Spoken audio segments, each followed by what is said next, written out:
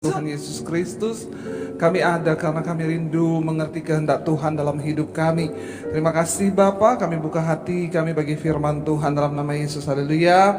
Amin, amin. Tepuk tangan buat Tuhan Yesus yang dahsyat. Silakan duduk Bapak Ibu yang terkasih. Shalom. Bagaimana kabarnya hari ini? Luar biasa karena kita punya Tuhan yang luar biasa. Terima kasih buat Pak Victor, Pak Hengki dan seluruh jemaat yang mempercayakan pelayanan kepada saya. Ya, saya melihat gereja ini semakin luar biasa. Tepuk tangan buat Tuhan Yesus. Ya, semakin banyak Tuhan percayakan jiwa-jiwa. Iya, Bapak Ibu yang terkasih, kita percaya bahwa kita punya Tuhan yang dahsyat ya. Tadi dalam penyembahan ya, Pak Victor sudah membawa kita dan kita harus percaya bahwa Dia Allah ya. Yehova Rafa, Yehova Jireh, ya Yehova yang mencukupi, yang menyembuhkan, Dia Tuhan yang menyertai, El Shaddai ya, dan kita harus percaya bahwa itu terjadi. Nah, kita belajar saudara dari perjalanan bangsa Israel. Saya percaya kenapa bangsa Israel itu kisahnya itu dicatat di dalam Alkitab, tentunya supaya menjadi pelajaran bagi setiap kita. Yang ikut mesbah doa setiap malam pasti tahu. Siapa yang ikut mesbah doa setiap malam nih di mesbah doa DB Basir TV? Angkat tangan. Yang belum harus ikut. Jangan lupa subscribe channel YouTube saya. Ya, dan saudara di situ kita belajar. Di mesbah doa yang setiap malam saya bawakan di channel saya itu kita belajar dari kitab Perjanjian Lama, dari Kejadian ya, dan sekarang sudah sampai di Yosua. Kita membahas ya pasal demi pasal. Karena kenapa banyak orang Kristen tuh nggak tahu, ya tidak mengerti tentang Alkitab, nggak tahu tentang firman Allah. Padahal Alkitab berkata bahwa kita ini harus siap sedia loh untuk memberikan pertanggungan jawab kepada semua orang yang meminta pertanggungan jawab terhadap iman kita. Katakan amin. Dan saya berdoa semua jemaat di tempat ini menjadi jemaat yang siap. Untuk apa? Untuk memberikan pertanggungan jawab. Ketika kita berjumpa dengan orang, saudara harus melayani orang. Ya, saudara nggak usah berkata, oh iya Bu, nanti saya kasih nomornya Pak Victor ya, nanti Ibu konseling ya sama Pak Victor ya. Tapi saudara semua dipersiapkan. Di akhir zaman kita harus menjadi murid dan kita memuridkan orang lain. Katakan amin. Ya, kita buka bersama 1 Korintus pasal yang ke-10. Kalau kita lihat di sana judul perikopnya firman Tuhan ya, 1 Korintus pasal yang ke-10, Israel sebagai suatu peringatan ya. Israel itu ditulis kisahnya sebagai peringatan bagi kita. Ada banyak hal yang kita bisa pelajari saudara dari kisah perjalanan mereka. Kurang lebih sama hari-hari ini kita pun yang sedang dibawa menuju kepada tanah perjanjian yang sedang kita tuju. Ya, dan kisahnya itu hampir mirip saudara. Kita semua sedang berjalan hari-hari ini ya, sampai nanti kita mengakhiri pertandingan iman kita dengan baik. Jangan ada seorang pun yang merasa lemah atau akhirnya tersandung dan kita tidak bisa mencapai janji Tuhan. Tuhan sudah memberikan janji yang sama juga kepada kita, sama seperti bangsa Israel. Dan kenapa kisah dari bangsa Israel itu ditulis ya? Kita lihat di sini Israel sebagai suatu peringatan. Kita baca bersama ayat 1, firman Tuhan berkata, aku mau supaya kamu mengetahui saudara-saudara bahwa apa? Bahwa nenek moyang kita semua berada di bawah perlindungan awan dan bahwa mereka semua telah melintasi laut. Ya, Rasul Paulus menulis ini kepada jemaat yang ada di Korintus. Dia berkata, aku mau supaya kamu mengetahui ya bahwa nenek moyang kita itu berada di bawah perlindungan awan dan bahwa mereka telah melintasi laut ya. Ketika bangsa Israel dibawa keluar dari perbudakan saudara, dan akhirnya mereka ya dibawa melintasi laut dan dalam perlindungan awan mereka berjalan. Ayat yang kedua, untuk menjadi pengikut Musa mereka semua telah dibaptis dalam awan dan dalam laut. Ayat yang ketiga, mereka semua makan makanan rohani yang sama ya selama mereka berjalan itu, dan mereka semua minum minuman rohani yang sama, sebab mereka minum dari batu karang rohani yang mengikuti mereka, dan batu karang itu ialah Kristus ya. Kita punya batu karang yang teguh hari ini, yaitu Kristus ya.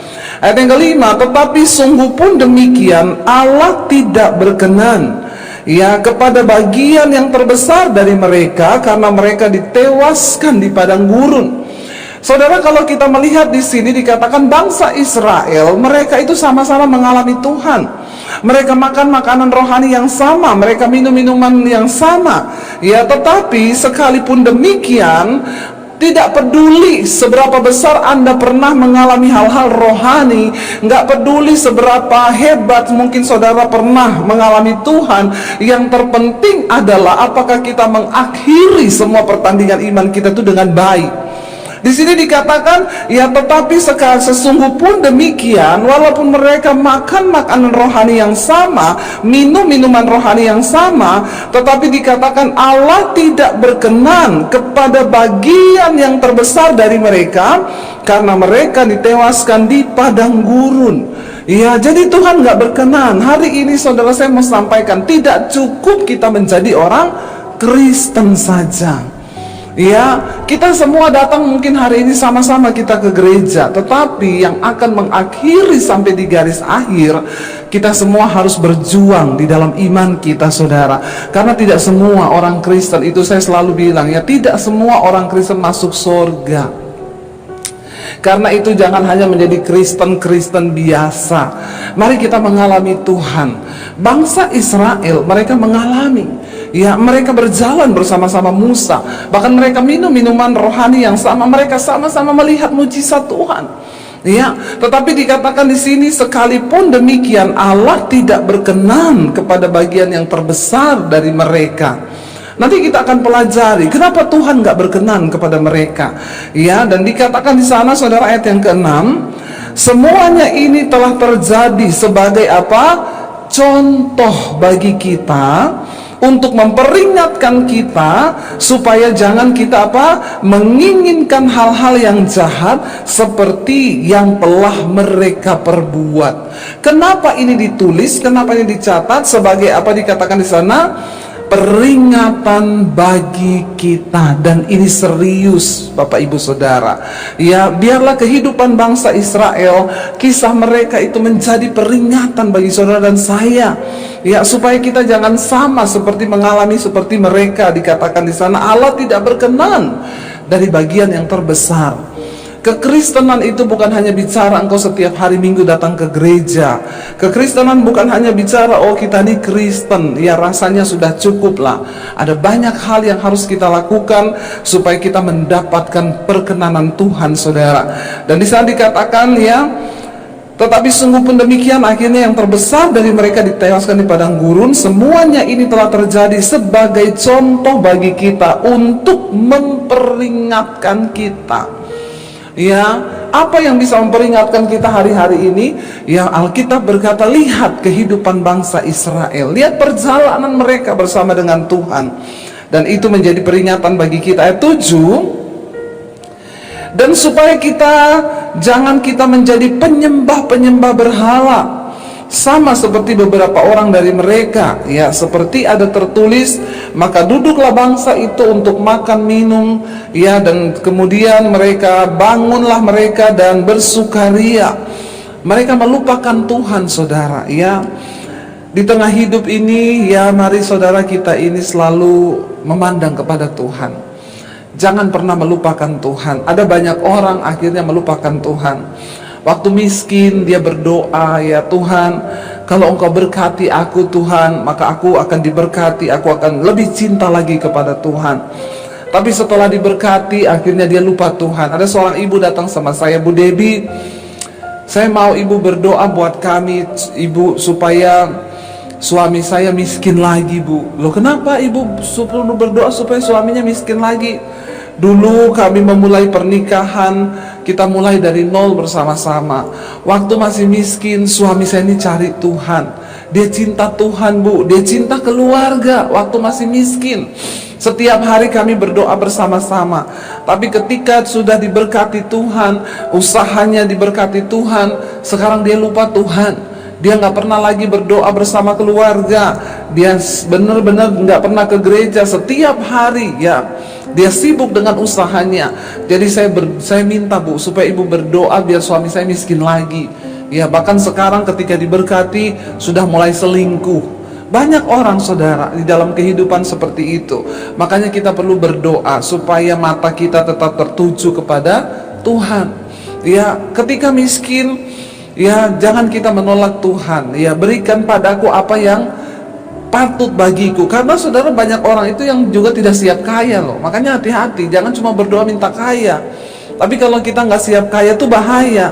Ya, ketika dia masih miskin cari Tuhan, waktu diberkati lupa Tuhan. Sebaliknya, ada orang tadinya kaya saudara. Ya, saya kemarin ketemu dengan seorang hamba Tuhan, lalu dia cerita-cerita dengan saya, dengan suami. Dia bilang, bayangkan ya, saya ini dulu dari orang kaya, dia dibesarkan dalam keluarga yang kaya, dia sudah menikmati semua kemewahan, tiba-tiba ikut Tuhan, dia diproses Tuhan jadi miskin saudara. Dia bilang, aduh bu, saya tuh hampir gak kuat. Ya, karena bayangkan loh, dari kaya, ya jadi kaya, jadi miskin, itu tuh rasanya berat loh. Ya, saya bilang, kalau gitu kebalik Pak dari kita ini miskin terus dari dulu. Ikut Tuhan tuh menderita terus, sekarang diberkati. Tapi ya kayaknya sama ya penderitaannya ya. Takut juga loh saudara kalau diberkati itu tiba-tiba ya, dia bilang, tapi kayaknya lebih menderita saya deh bu, jadi dari kaya jadi miskin.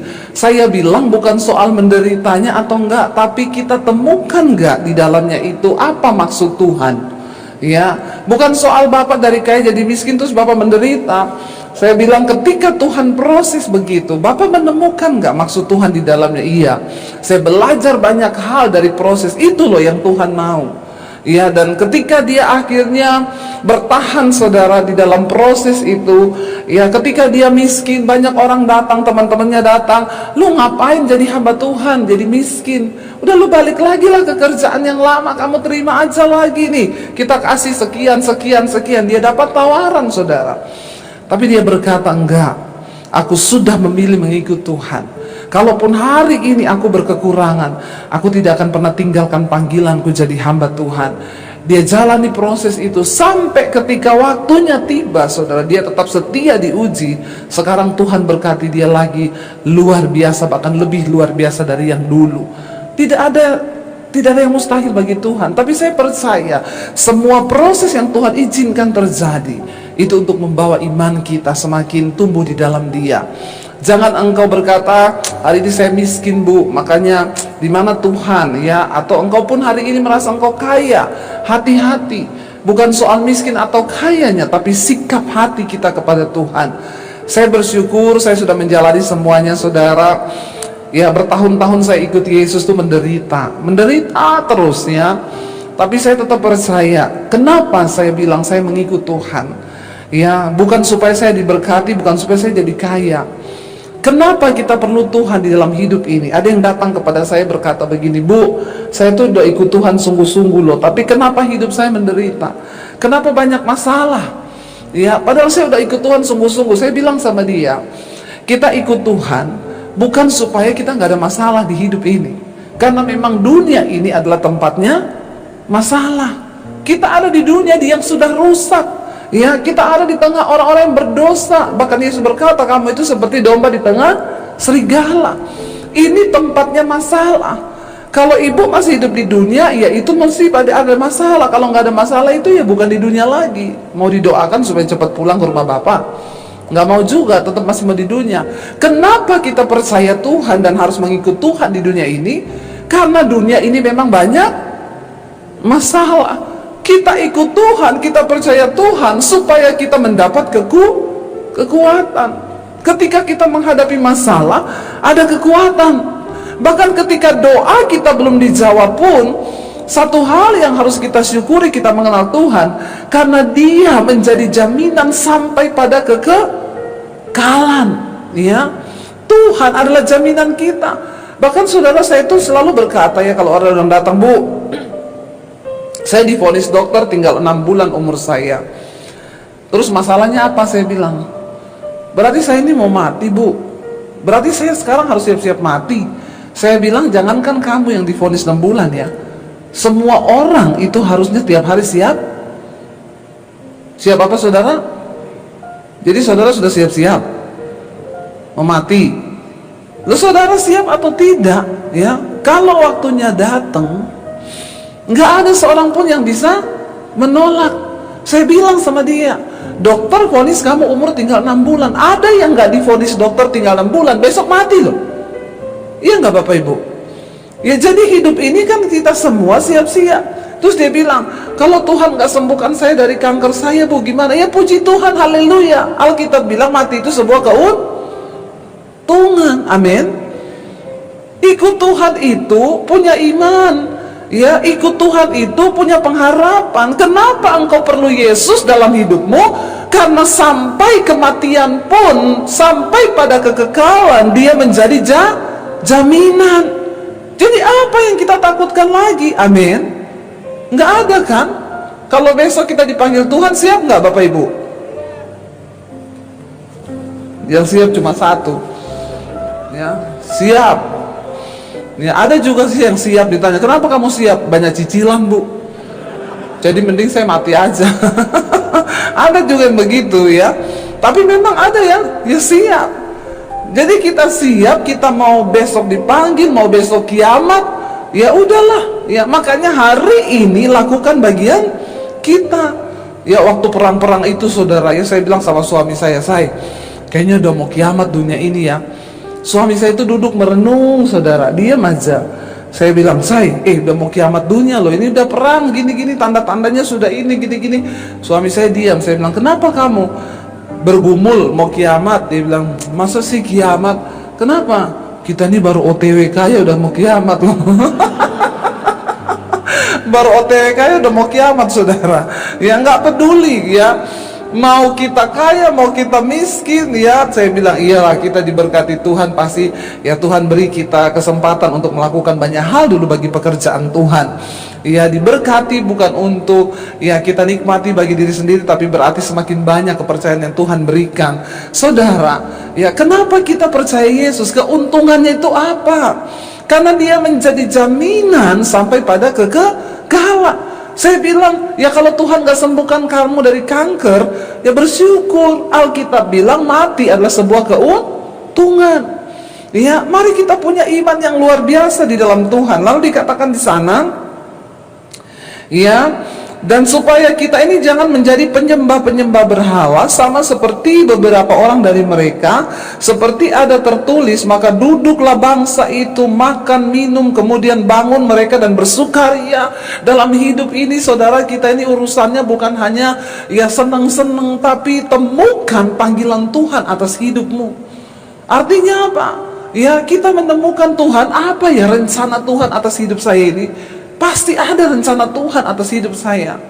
Ya, dan kebahagiaan di hidup kita adalah bukan ketika kita menemukan apa yang kita inginkan dalam hidup ini, tapi ketika kita menemukan apa yang Tuhan inginkan di dalam hidup kita. Katakan amin saudara. Itu bicara tentang panggilan.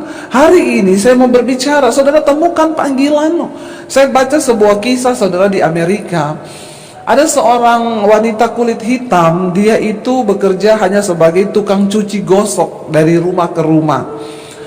Dia nyetrika baju, dia nyuci baju orang, lalu dia dapat gaji. Setiap dia dapat gaji, dia ambil hanya untuk kebutuhannya, kebutuhan bukan keinginan.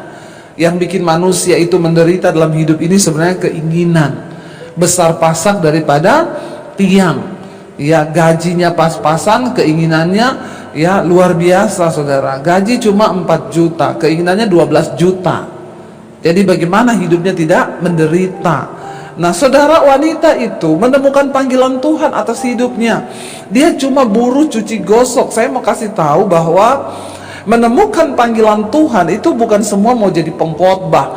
Iya Bu, saya ini dapat Bu suara Tuhan. Benar Ibu bilang, saya harus jadi pengkhotbah Bu. Ya jadi kapan saya dijadwal ini ya?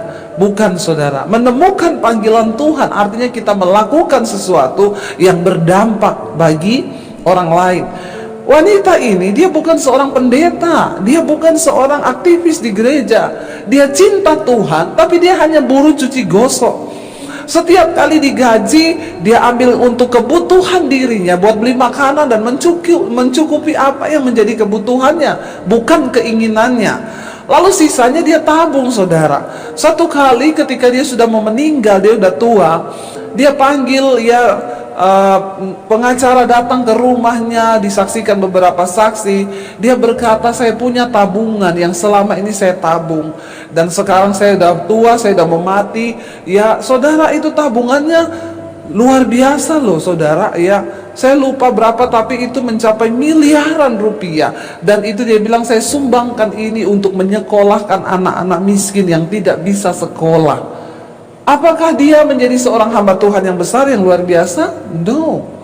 Apakah dia menjadi seorang pengkhotbah atau seorang worship leader di gereja? No. Tapi dia menemukan panggilan Tuhan atas hidupnya.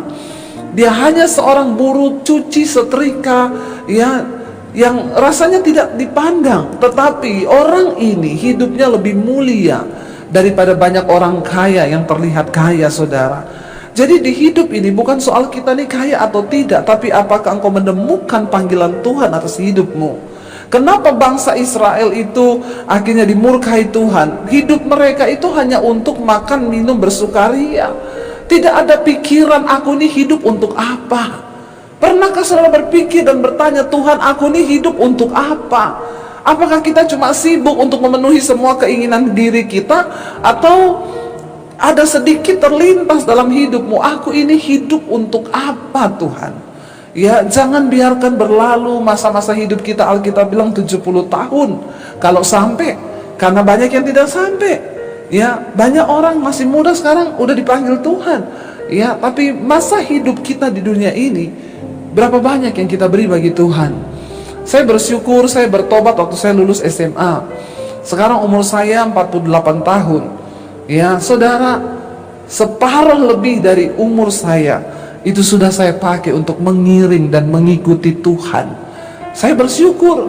Ya saya bilang, kalaupun Tuhan panggil saya, ya saya siap. Dan kalau memang tugas saya sudah selesai, ya biarlah saya menghadap Tuhan dengan membawa apa yang sudah saya lakukan selama saya ada di dunia. Saya berusaha saudara untuk hidup mencari apa yang Tuhan mau, bukan apa yang kita mau.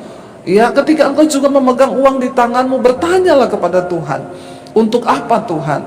Karena ada tanggung jawab yang Tuhan berikan hari ini saudara. Bangsa ini dikatakan mereka duduk, makan, minum, kemudian bangun, bersukaria.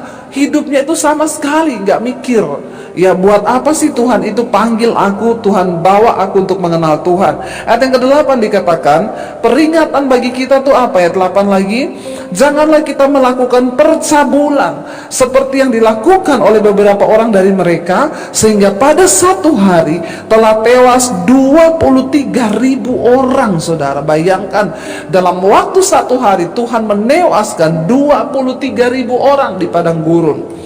Saudara, salah satu dosa yang paling juga mendatangkan kutuk di dalam hidup kita itu adalah percabulan. Ya saudara, hari ini saya tuh konseling orang tuh paling banyak, ya itu kasus-kasus percabulan, perselingkuhan itu terjadi. Bahkan anak-anak muda, ya banyak di antara anak muda sekarang yang sudah hidup dalam kenajisan. Kenapa? Kita nih sekarang pegang handphone.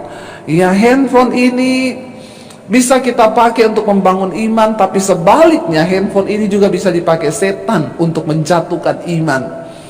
Ya saya selalu beri contoh saudara. Ya saya tuh mau khotbah, cari di Google kaki Dian. Saya klik yang muncul kakinya Dian. Bapak-bapak hati-hati. Jadi sekarang bapak-bapak bisa memilih mau klik kaki Dian atau kakinya. Begitu sekali engkau lihat yang begitu, besok engkau ditawari lagi. Ya habis kaki Dian, kaki Susi, kaki siapa lagi?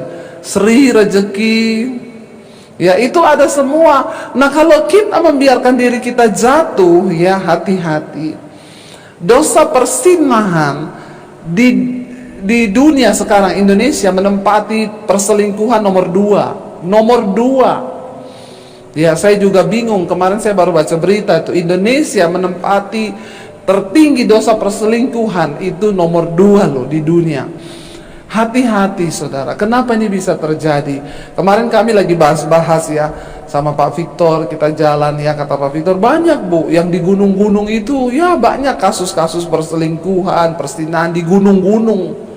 Saya bilang, apa karena kurang hiburan ya Pak di gunung ya, jadi banyak persinahan ya. Kata suami saya, tapi di kota juga banyak hiburan, juga banyak persinahan ya. Jadi apa yang membuat orang itu bersinah, melakukan persabulan ya, itu memang ya roh ya yang bekerja di tengah-tengah kita di akhir zaman ini. Dan karena itu Tuhan memperingati kita lewat kehidupan bangsa Israel. Tuhan melarang mereka untuk tidak menikahi wanita-wanita Kanaan yang tidak takut Tuhan. Tapi mereka tetap melakukan percabulan dan kejatuhan bangsa Israel ketika mereka sudah memasuki tanah perjanjian, yaitu karena mereka melakukan percabulan dengan wanita-wanita Kanaan yang tidak takut akan Tuhan, menyembah berhala. Akhirnya mereka semua ikut dalam penyembahan berhala. Bapak Ibu, engkau yang punya anak-anak muda, hari-hari ini kita perlu banyak berdoa. Tanamkan takut akan Tuhan, tapi dimulai dari kita dulu, orang tua. Perselingkuhan itu terjadi begitu luar biasa. Ini ya, saya punya handphone ini, itu yang masuk puluhan ribu orang konseling. Kasus terbesar itu setiap buka itu, Bu, suami saya selingkuh, Bu, istri saya selingkuh, Bu. Ya, itu isinya semua perselingkuhan. Makanya sekarang ini kita sudah tidak main-main lagi. Mari kita sungguh-sungguh berdoa. Ya, kalau ada yang suaminya berselingkuh, dia datang, Bu Debbie, saya sudah berdoa buat suami tapi dia nggak mau bertobat, gimana ya Bu? Ibu doanya gimana? Tuhan, jamah suamiku supaya bertobat. Sekarang rubah doanya, Tuhan hajar suamiku supaya dia bertobat. Ya, dia tanya, nggak apa-apa Bu saya berdoa begitu? Nggak apa-apa, doa saja, Tuhan hajar suamiku. Lalu suaminya pulang, dia bilang sama suaminya, saya sekarang tiap hari berdoa loh buat kamu. Saya berdoanya, Tuhan hajar suamiku. Suaminya marah, siapa yang suruh kamu berdoa begitu? Saya konseling sama Ibu Debbie Basir, katanya doanya begitu. Suaminya telepon saya, saudara, satu kali. Ini dengan pendeta Debbie Basir. Saya bilang, iya betul. Pendeta macam apa kau itu? Kenapa? Katanya istri saya, ibu suruh istri saya berdoa, Tuhan hajar suamiku. Terus saya tanya, lah kenapa bapak mau dihajar? Emang bapak bikin salah apa? Ya tapi kan seberdosa-berdosanya suami, ibu nggak boleh ngajarin jemaat berdoa begitu. Saya bilang, bapak tuh jangan kegeeran, nggak usah terlalu pede. Alkitab berkata Pak, Tuhan menghajar orang yang dikasihinya dan dianggapnya anak. Kalau bapak masih dikasihi Tuhan, dihajar supaya engkau bertobat. Tapi kalau bapak udah nggak dikasihi Tuhan, mati kau di hotel lagi bersinah masuk neraka. Langsung teleponnya putus, nit, kapok kau, tobat. Sekarang ini ngomongin jemaat udah nggak bisa dengan kata-kata manis. Kenapa? Jemaat udah tahu itu dosa, dia tetap aja melakukan. Pusing nggak? Bingung nggak? Ya makanya saya bilang, Bapak ngerti firman Pak. Lo bener, Alkitab bilang Tuhan tuh menghajar orang yang dikasihinya. Dianggap anak, dihajar kau Pak.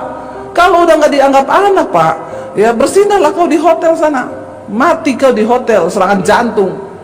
Habis itu masuk kau neraka, langsung takut dia, handphonenya langsung ditutup, saudara. Mari kita mengerti kebenaran, ya. Kenapa Tuhan mengingatkan kepada kita lewat kisah hidup bangsa Israel, jangan kita melakukan percabulan, ya, seperti yang dilakukan oleh beberapa orang dari mereka, sehingga pada satu hari telah tewas 23.000. Bayangkan loh, dalam waktu satu hari. Prediksi-prediksi tentang gempa, prediksi-prediksi tentang hal-hal yang menakutkan ada di depan mata kita. Bagaimana kita menyiasatinya? Katanya, Bu, itu yang memprediksi Turki gempa kemarin, dia lagi prediksi bahwa Indonesia juga akan mengalami sesuatu yang akan mendatangkan kematian yang banyak. Saya cuma bilang, ya kita harus percaya bahwa Tuhan itu juga Tuhan yang murka. Jangan cuma percaya, oh Tuhan mengasihi, biarpun saya berdosa, biarpun saya ini bersinah, saya selingkuh, Tuhan itu Tuhan yang mengasihi. Hati-hati saudara. Sekarang banyak pengajaran-pengajaran yang mulai melenceng, ya, menggampangkan kasih karunia Tuhan begitu. Ya, kalaupun kita berdosa, Tuhan itu tahulah, Yesus saja mati bagi dosa kita, masa sekarang kita berdosa terus kita nggak masuk surga? Kenapa di dalam kisah ini dicatat mati 23.000 orang dalam waktu 1 hari, saudara? Itu untuk membuka mata kita. Kita sudah membaca di atas tadi judulnya Israel sebagai suatu peringatan, supaya kita tahu bahwa Allah kita cuma bukan Allah yang mengasihi saja, tapi dia juga bisa menjadi Allah yang murka, sebab dia membenci dosa. Nah, kalau manusia diingatkan untuk bertobat, tidak mau bertobat, malah memilih terus hidup di dalam dosa, ya murka itu bisa terjadi. Ya, kalau tiba-tiba ada sesuatu yang terjadi, ya kita nggak bisa bilang, oh itu kebetulan Tuhan yang pegang kendali atas segala sesuatu, dan dia yang berdaulat. Dan bagian kita hari ini, saya bilang hidup dalam kekudusan aja. Mendengarkan banyak berita-berita hari-hari ini, memang harusnya kita waspada. Mari berjaga-jaga, tidak main-main. Kita ada di hari-hari yang terakhir. Iman kita harus semakin serius dengan Tuhan. Tinggalkan dosa, Bapak Ibu. Jangan bermain-main dengan dosa, sebab bukan orang sembarangan yang akan masuk ke surga. Hanya orang-orang yang mau berjuang terus hidup dalam kekudusan, mencari perkenanan Tuhan, mereka yang akan mengalami surga yang mulia itu. Karena tidak semua orang Kristen masuk surga. Mari, yang hari ini engkau selingkuh, engkau hidup dalam kenajisan, anak-anak muda, buang dan tinggalkan semua itu supaya kita mendapat perkenanan di mata Tuhan. Lalu dikatakan ayat yang ke-9, dan janganlah kita mencobai Tuhan seperti yang dilakukan oleh beberapa orang dari mereka, sehingga mereka mati di pagut ular. Ya, jangan mencobai Tuhan. Hidup menurut takaran iman yang diberikan kepada kita, saudara, sehingga hidup ini kita bisa menata. Ya, mencobai Tuhan itu apa ya? Ya, saya suka berkata begini, saudara, ada orang-orang yang tidak pakai logika dalam hidup, ya. Mencobai Tuhan, gajinya 5 juta, ya, dia ambil mobil cicilannya 6 juta, belum kehidupan yang lain, Kebanyakan orang Kristen itu masuk di dalam pencobaan dan persoalan dalam hidup itu karena kebodohannya. Kita punya Tuhan, kita punya hikmat Tuhan. Mari kita berdoa. Bagi anak-anak muda, jangan engkau mencobai Tuhan. Sudah tahu pacaran sama laki-laki merokok, mabok, sukanya dugem, tapi dia ganteng, tapi dia begini, tetap maksa. Alkitab sudah berkata, jangan menjadi pasangan yang tidak seimbang dengan orang yang tidak percaya. Ya, kalaupun dia, tapi dia Kristen, Bu, tapi kalau engkau lihat tanda-tandanya seperti itu, jangan engkau mencobai. Ada yang telepon, Bu, saya sudah tunangan, tapi ternyata tunangan saya ini gak takut Tuhan. Ya, dia tuh sukanya dugem, malah kasar, ya, sama saya aja kalau kata-katanya begini-begini. Saya bilang, ya kalau mau konseling sama saya, ya dengar saya, putus aja. Ya, dia belum menikah udah seperti itu. Ya, tapi gimana, Bu, saya sudah terlanjur cinta. Ya silakan, kalau kamu mau bayar harga yang tinggi, masuk aja dalam pernikahan. Ya, tapi jangan konseling sama saya lagi. Ya, Tuhan sudah kasih kita firman, ikutilah petunjuk firman itu. Jangan engkau mencobai Tuhan, tidak menguasai diri menurut ukuran firman Tuhan. Ayat yang ke-10 dikatakan di sana, dan janganlah bersungut-sungut seperti yang dilakukan oleh beberapa orang dari mereka, sehingga mereka dibinasakan oleh malaikat maut, saudara. Dosa bersungut-sungut ini yang luar biasa. Saya berdoa jemaat di sini tidak ada yang bersungut-sungut. Tiap hari semua mengucap syukur. Katakan, lawannya bersungut-sungut adalah bersyukur. Orang yang suka bersungut pasti tidak mau bersyukur. Orang yang rajin bersyukur pasti tidak mau bersungut-sungut. Hidup ini dijalani, tidak usah banyak bersungut, karena sungut-sungut itu memperlama perjalanan kita. Perjalanan bangsa Israel dari Mesir menuju ke tanah Kanaan itu harusnya cuma beberapa hari jalan kaki, tapi menjadi 40 tahun karena mulut mereka itu bersungut-sungut. Loh, saudara, ini tinggal 1 hari mereka mau masuk ke tanah perjanjian. Tapi Mereka bersungut-sungut mau melempari Musa dengan batu. Mereka berkata, kenapa Musa membawa kita ke sini? Itu di sana bangsa itu besar orangnya, kita mau masuk, ya kita pasti mati di sini. Mending kita ganti Musa aja, kita cari orang lain, lalu kita bawa lagi diri kita kembali ke Mesir. Ngapain kita mau masuk tanah itu? Mulut mereka tuh bersungut-sungut. Nggak pernah berkata, Tuhan kami bersyukur, kami percaya Tuhan yang sudah memberikan janji dan kami akan masuk ke tanah itu. Tapi mulutnya bersungut-sungut. Nih ibu-ibu nih biasanya suka bersungut-sungut, tapi ibu-ibu di sini tidak ngaku. Ya, hati-hati ibu-ibu ya, jangan kita banyak bersungut. Ya, kita harus mendukung suami. Ya, suami punya uang, ya disayang. Suami nggak punya uang, ditendang. Disayang juga ya.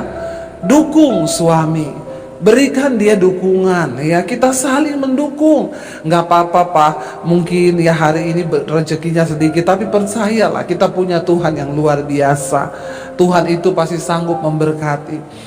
Ya, saya tuh dulu saudara waktu hidup dengan suami saya, kami ini ya kalau dibilang mulai itu bukan dari nol lagi, dari min kita ini mulai. Ya, saya tahu saya diciptakan sebagai seorang penolong. Wanita kita diciptakan sebagai seorang penolong. Saya dulu kami ya suami saya bikin percetakan. Distributornya itu semua pendeta-pendeta, karena yang kita jual itu buku-buku rohani, renungan harian di seluruh Indonesia. Ya, distributornya hamba-hamba Tuhan. Tapi kalau tanggalnya sudah jatuh tempo, kita harus nyetak lagi, beli kertas lagi. Pendeta-pendeta itu belum bayar. Padahal kita udah kasih tempo 3 bulan, nanti kita kirim barang yang keempat, dia baru bayar yang pertama. Sebenarnya sudah cukup kan tempo 3 bulan. Tetap ada banyak yang telat, nggak bayar 4 bulan, 5 bulan. Ini kan pendeta semua distributornya. Kalau saya telepon, nada tunggunya Allah mengerti, Allah peduli. Dalam hati saya, Allah aja mengerti, masa saya nggak ngerti? Itu maksud dia. Ya, nggak usah nagih lah, Allah aja mengerti. Ya, Tuhan aja mengerti, masa lu nggak ngerti? Saudara, satu kali suami saya bilang, kita nggak bisa ambil kertas karena kita belum bayar yang tagihan yang bulan lalu. Jadi kita pasti telat bulan ini karena ngeri saudara, berhadapan dengan orang Kristen yang gak bertobat itu soal uang. Kalau Anda tidak dipercaya dalam hal uang, maka tidak mungkin Tuhan mempercayakan berkat yang besar dalam hidupmu. Karena satu-satunya Yesus mensejajarkan dirinya itu dengan mamon, dengan uang. Ya, jadi saya tuh susah juga ya. Kalau saya lihat suami begitu, ya saya tidak bisa buat apa-apa. Tapi saya tahu saya ini diciptakan Tuhan sebagai penolong. Nanti kalau saya melemahkan imannya, karena bapak-bapak itu kan untuk percaya memang agak susah bapak-bapak itu, karena mereka lebih pakai logika. Ya, perempuan itu lebih pakai perasaan, jadi kita lebih rotok percaya ya daripada laki-laki. Dan bapak-bapak, saya juga berdoa bapak-bapak di sini semua memakai iman, tidak pakai logika. Pakai imanmu kepada Tuhan. Pakai logika capek, makanya banyak laki-laki kena stroke. Karena cuma pakai logika terus, ya nggak pernah pakai iman. Jadi saya waktu itu ngomong sama suami, percaya saya, besok itu pasti ada duitnya. Besok terakhir dari distributor itu, ya toko itu bisa kasih kita kertas. Suami saya bilang, nggak mungkin besok terakhir, nggak mungkin besok ada yang kasih uang. Semua distributor sudah ditelepon, nggak ada yang mau bayar. Jadi saya cuma bilang, ya kita berdoa saja. Tapi saya bilang besok uangnya pasti ada. Dia curiga sama saya. Dari mana? Kok kamu bisa ngomong begitu? Ya dari Tuhan. Emang ada yang janjiin? Nggak ada. Kenapa kamu bisa yakin? Saya bilang besok siang ada uangnya. Percaya saja. Besok siang pasti ada. Suami saya sepanjang hari itu nyanyi, hatiku percaya. Panjang percayanya, karena antara percaya dan tidak saudara. Tapi jangan bersungut, nyanyi aja, amin. Walaupun ngegas nyanyinya, hatiku percaya. Ini antara percaya dan tidak. Ya memang saudara, itulah pergumulan. Ya saya bilang sama dia hari itu, besok bangun pagi dia bilang, mana duitnya? Nanti siang jam 1. Siapa yang janji sama kau? Dia bilang, gak ada yang janji, Tuhan yang janji. Saudara, ya malam itu, sebelum malam itu, ya semalam sebelumnya, dia tidur, saya tuh doa loh, saya nangis sama Tuhan. Tuhan, tunjukkan mujizat-Mu bagi kami Tuhan. Saya nggak mau bersungut, tapi saya percaya dalam ucapan syukur pasti ada berkat. Besok saya minta, nggak tahu gimana caranya, ada distributor lah yang Tuhan gerakkan untuk bayar. Karena saya sudah telepon semua distributor, mereka bilang besok itu nggak ada yang bisa bayar. Suami saya hari itu ngomong, gimana saya? Nanti siang, saya bilang ada, duitnya ada. Dia bilang, ya udah ini saya mau ke gereja dulu, mau lihat anak-anak latihan musik. Ya udah kamu ke gereja aja. Nanti pulang itu kamu mampir di ATM, duitnya udah ada. Dia bilang, ada yang janji? Enggak, nanti ada, saya bilang. Akhirnya dia berangkat ke gereja, belum lihat anak-anak latihan, dia sudah mampir ke ATM. Lalu dia telepon saya, aku depan ATM ini, nggak ada duitnya. Lah kan saya bilang habis latihan.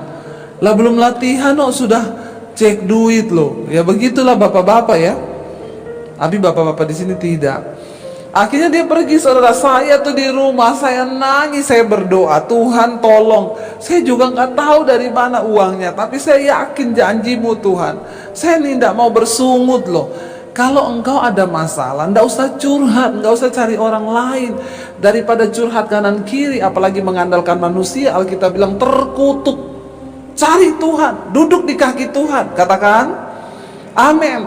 Akhirnya selesai, udah mau selesai, saya lihat jam terus. Aduh udah selesai nih, aduh suami saya sebentar lagi telepon. Aduh Tuhan, deg-degan dada saya. Nggak lama suami saya telepon. Saya bilang, bener kan? Gimana nih Tuhan? Ya saya angkat teleponnya. Saya, gimana? Dia bilang, aku udah di ATM ini. Gimana? Kamu janji sama distributor siapa? Nggak ada janji sama siapa-siapa. Nggak mungkin. Nggak, kenapa saya tanya? Ada duitnya? Oh, ada. Oh saudara, iya, mujizat loh. Ya, coba menahan diri untuk nggak usah bersungut, tapi berserah dan berharap kepada Tuhan. Dia tuh sampai bingung, pulang tanya, mesti kamu ada yang janjiin? Nggak ada yang janjiin. Saya tuh berdoa minta kasih karunia Tuhan. Saudara, kenapa janji Tuhan menjadi lama atas bangsa Israel? Bahkan mereka harusnya hanya beberapa hari malah mati di padang gurun, malah berputar selama 40 tahun karena dosa bersungut-sungut. Bilang kanan kirimu, jangan bersungut-sungut. Terutama suami istri. Ya, lihat-lihatan suami istri, coba. Istri lihat suamimu, jangan lihat suami orang. Lihat suamimu sendiri, lihat istrimu sendiri, jangan lihat istri orang. Ngomong, mulai sekarang kita jangan bersungut-sungut, tapi bersyukur. Ya, dan Alkitab berkata jangan bersungut-sungut seperti yang dilakukan oleh beberapa orang dari mereka, sehingga mereka dibinasakan oleh malaikat maut. Ya, orang itu kalau banyak bersungut-sungut, saudara, ada malaikat maut loh di sekeliling kita loh. Ya, tiba-tiba nanti kita dibinasakan, bertobat ya. Semuanya ini ayat 11 berkata telah menimpa mereka sebagai contoh, kata firman Tuhan. Semua ini telah menimpa mereka sebagai contoh dan dituliskan untuk menjadi peringatan bagi kita yang hidup pada waktu di mana zaman akhir telah tiba. Kita sedang ada di hari-hari yang terakhir. Ya, kita percaya ya bahwa semua yang sudah ditulis kisah hidup bangsa Israel itu memperingatkan kepada kita, apalagi sekarang kita hidup di mana zaman akhir telah tiba. Dan Alkitab berkata di hari-hari yang terakhir akan datang masa yang sukar. Memang akan datang kesukaran, tapi biar kita belajar setidaknya, saudara, jangan keras kepala seperti bangsa Israel. Jangan cuek hidupmu ini. Temukan panggilan Tuhan. Jangan engkau melakukan percabulan, persinahan. Dan jangan bersungut-sungut. Itu dosa-dosa terbesar yang membuat mereka berputar-putar 40 tahun. Saya berdoa di masa-masa terakhir ini, saudara, kita jangan takut. apapun prediksi orang, apapun ramalan-ramalan orang tentang tahun ini, ya kita percaya. Kita lihat ayat yang ke-13 di sana dikatakan, inilah saudara ayat yang ke-12, sebab itu, nah ini ayat 12 dulu. Apa caranya supaya kita ini tetap kuat? Sebab itu, siapa yang menyangka bahwa ia teguh berdiri, hati-hatilah supaya ia jangan jatuh. Jangan ada seorang pun merasa kuat hari-hari ini. Kita membutuhkan Tuhan. Tidak ada satupun yang kuat. Saya tidak merasa kuat hari ini. Saya butuh Tuhan. Saya butuh teman-teman untuk menasehati saya. Saya butuh suami sebagai penasehat bagi saya. Suami, engkau juga butuh istri sebagai penasehatmu. Jangan berkata istri itu gak bisa apa-apa, kamu bisanya dapur aja, gak usah ikut campur dalam pekerjaan. Orang laki-laki yang mengasihi istrinya itu akan diberkati Tuhan. Saya melihat suami-suami yang melibatkan istri, meminta doa restu istri dalam segala hal, itu hidupnya diberkati Tuhan. Kita ini harus sama-sama loh saudara, dalam segala hal keputusan diputuskan bersama. Ya, suami saya itu loh, jangankan hal yang besar, beli baju aja tanya saya loh saudara. Ya, kita kalau ke mall misalnya, saya ke tempat lain, dia WA, "Say, kamu kesini bentar, kenapa? Aku mau beli kemeja ini, menurutmu bagus apa enggak? Cocok apa enggak?" Ya, kalau dia pakai, dia bilang bagus, saya bilang kurang, nggak jadi. Saya juga begitu. Ya, kita berdua bersama-sama, sepakat, apapun diputuskan bersama-sama, maka Tuhan pasti akan memberkati. Ya, jangan engkau merasa teguh berdiri, engkau butuh penasehat. Siapa penasehat terdekat kita? Suami, ya istri. Karena itulah orang yang terdekat dengan kita. Ya, kita semua tidak kuat, kita butuh Tuhan, kita butuh orang lain untuk menasehati. Ya, dikatakan jangan engkau merasa hari ini engkau teguh berdiri. Ya, supaya hati-hatilah, jangan sampai engkau jatuh. Ingat saudara, iblis hari-hari ini sedang memasang perangkap bagi kita. Tapi kita percaya ketika kita berjalan bersama Tuhan, Tuhan memberikan kita kekuatan. Yang terakhir saya pengen kita baca ayat 13.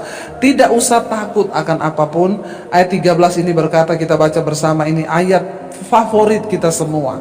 1 Korintus 10 ayat 13, 1, 2, 3. Pencobaan-pencobaan yang kamu alami ialah pencobaan-pencobaan biasa yang tidak melebihi kekuatan manusia. Sebab Allah setia, dan karena itu Ia tidak akan membiarkan kamu dicobai melampaui kekuatanmu. Pada waktu kamu dicobai, Ia akan memberikan kepadamu jalan keluar sehingga kamu dapat menanggungnya. Sekalipun kita ada di zaman akhir yang penuh dengan kesusahan yang besar, yang penuh dengan tantangan yang besar, Alkitab memberikan sebuah jaminan. Firman Tuhan berkata, pencobaan yang kita alami adalah pencobaan yang biasa, yang tidak akan melampaui kekuatan kita. Makanya dilarang alay dan lebay. Biasa aja jalani hidupmu, hadapi masalahmu, tidak usah alay lebay. Cari Tuhan. Ya, ndak usah ya apa-apa ya, saya mau bunuh diri, Bu. Kenapa? Suamiku selingkuh. Bodoh. Kenapa suami selingkuh kau mau bunuh diri? Makanya kasihi Tuhan lebih dari segala-galanya. Jangan mencintai suamimu lebih dari engkau mencintai Tuhan. Ya, itu yang terjadi. Akhirnya suami selingkuh, dia mau bunuh diri. Ngapain? Saya bilang, ya. Pencobaan yang kita alami itu pencobaan biasa yang tidak melebihi kekuatanmu. Hari ini, apapun pencobaan yang kau alami, bilang kepada dirimu, Tuhan, aku percaya pencobaanku ini pencobaan biasa yang tidak melebihi kekuatanku. Bilang kanan kirimu, coba colek, pencobaanmu itu biasa, tapi Tuhanmu itu luar biasa. Saudara, kita percaya Tuhan sanggup mendengar doa kita lebih dari yang kita harapkan. Dia mendengar doa kita lebih dari yang kita nyatakan kepada Dia. Karena itu jangan pernah menyerah. Kita datang kepada Tuhan hari ini. Saya undang para imam musik, ya. Kita naikkan pujian. Mungkin hari ini engkau belum melihat jawaban doa, tapi percayalah bahwa Tuhan itu turut bekerja lebih dari yang kita doakan. Dia menjawab semua doa kita. Dia mendengar semua yang engkau lagi gumulkan. Bagian kita adalah percaya kepada Tuhan. Terima kasih Bapak. Saudara, terima kasih sudah menyaksikan channel saya, dan saya berharap semua khotbah-khotbah saya menjadi berkat. Jangan lupa subscribe channel hanya di Debbie Basjir TV. Ya, bukan yang lain. Catat Debbie Basjir TV. Hanya di Debbie Basjir TV. Jangan lupa like, subscribe, dan bagikan ini kepada teman saudara agar semakin banyak orang diberkati. Tuhan memberkati.